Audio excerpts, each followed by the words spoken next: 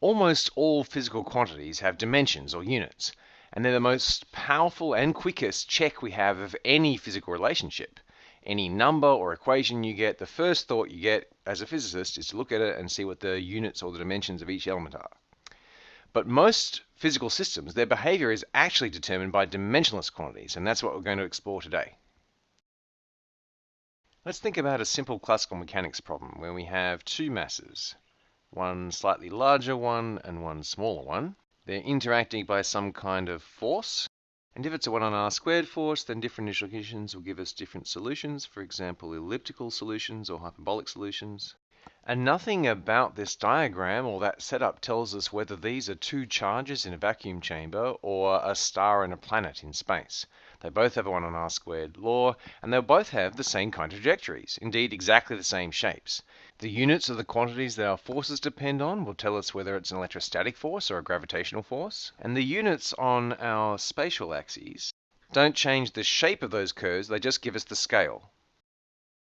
What they don't tell us is the shape of these curves.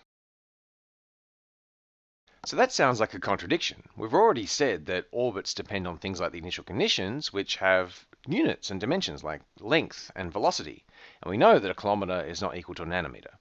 All right, so let's look at a particular length. Let's look at 1 meter. Is that large or small? Is that going to lead to a really open orbit or a really closed orbit? And the answer is, of course, well, I don't know. I don't know whether we're talking about planets yet, or I don't know whether we're talking about little ions near each other. And so what I need to know is I need to know things like the force and the mass and other quantities like that. So then how do I figure out whether the 1 meter is large or small?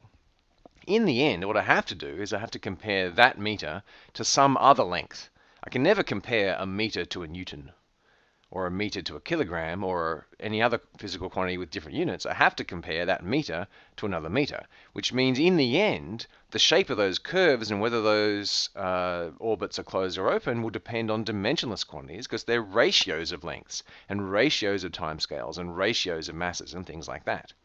And so all actual behavior is defined by dimensionless quantities, even though those dimensionless quantities are built up of things with dimensions. So how do we extract the important dimensionless quantities from a physical system so that we can analyze it? The correct way to do that is something called the Buckingham pi theorem.